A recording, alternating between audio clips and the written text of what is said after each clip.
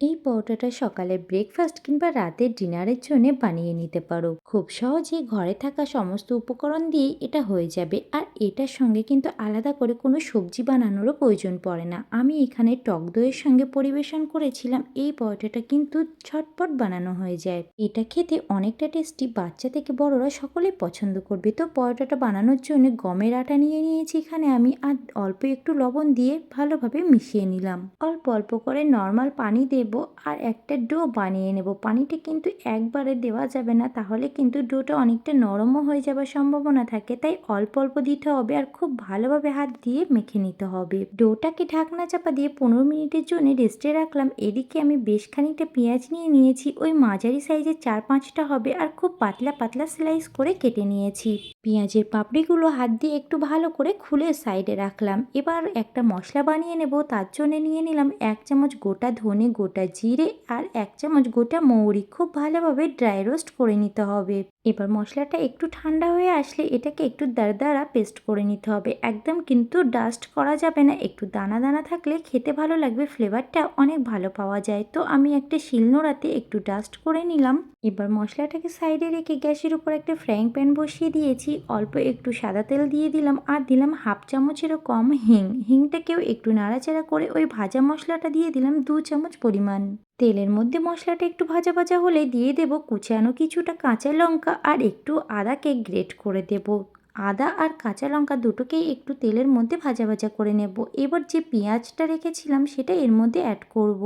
মশলার সঙ্গে পেঁয়াজটাকে খুব ভালোভাবে মিশিয়ে নেব। আর পেঁয়াজটাকে কিন্তু একদম লাল লাল করে ভাজা যাবে না, অল্প একটু সফট হলেই হবে। কয়েক সেকেন্ড পরেই দেখতে পাবে পেঁয়াজটা অনেকটা সফট হয়ে গেছে। এর মধ্যে অ্যাড করে দেব হলুদ গুঁড়ো, লঙ্কা গুঁড়ো আর লবণ। সবগুলো দিয়েছিলাম অল্প অল্প, 1/2 চামচেরও কম। খুব ভালোভাবে মিশিয়ে নিয়েছি। এবার এর মধ্যে একটা মেন ইনগ্রিডিয়েন্টস যেটা দিতেই হবে, এটা হচ্ছে বেসন। দিয়েছি 5 চামচ পরিমাণ, ছোট চামচের 5 চামচ। এবার অল্প 1-2 চামচ মতো পানি দিয়ে ভালোভাবে এটাকে নেড়ে একটু ভাজা ভাজা করে নেব। আর উপর থেকে একটু ধনেপাতা কুচি দিয়ে আরও একটু 1 মিনিট মতো নাড়াচাড়া করে নেব। স্টাফিংটা রেডি হয়ে গেছে। এবার এটাকে নামিয়ে একটা আলাদা পাত্রে ঠান্ডা হতে রেখে দেব। ততক্ষণে ডোয়ের কাছে ফিরে এলাম আর ডোটাকে আরও একটু চটকিয়ে নিয়ে হাতে তারপরে লই কেটে নিলাম। আর একটু বড় আকারে লইগুলো কাটতে হবে। পিড়ে বেলুনের উপরে একটা ডোয়ের টুকরো নিলাম আর উপর থেকে একটু শুকনো আটা ছড়িয়ে দিয়ে হাত দিয়ে একটু প্রেস করে নেব। তারপর একটা বেলুনের সাহায্যে এটাকে ভালোভাবে রুটির মতো বেলে নেব। চেষ্টা করবে একটু পাতলা করার, খুব বেশি কিন্তু মোটা রাখবে না, যতটা সম্ভব পাতলা করে নেবে। এবার এর উপরে লাগিয়ে নেব একটু ঘি। ঘির পরিবর্তে তোমরা বাটার কিংবা সাদা তেলও লাগিয়ে নিতে পারো। স্টাফিংটা একদম ঠান্ডা হয়ে গেছে। উপর থেকে ভালোভাবে এটাকে ফেলিয়ে দেব। প্রথমে অল্প অল্প করে নেব আর হাতের সাহায্যে এটাকে পুরো রুটির মধ্যে ছড়িয়ে দিতে হবে।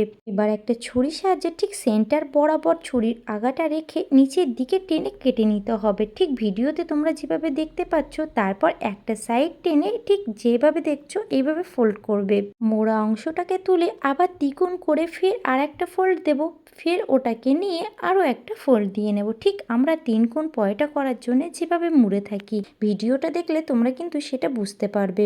পয়টার শেপটা কিন্তু দেওয়া হয়ে গেল। একে একে আমি সবগুলোকে এইভাবে রেডি করে নিয়েছিলাম। এবার বেলুন পিড়ের উপরে স্টাফিং ভরা পয়টার টুকরোটা নিয়ে নিলাম। এবার উপর থেকে একটু শুকনো আটা দিয়ে বেলে নেব। প্রথমে একবার একটু বেলে নিয়ে উপর থেকে একটু কালো জিরে আর একটু ধনে পাতা দিয়ে দেব। তারপর হাত দিয়ে একটু প্রেস করে দেব। তারপর আরও একটু বেলে নেব।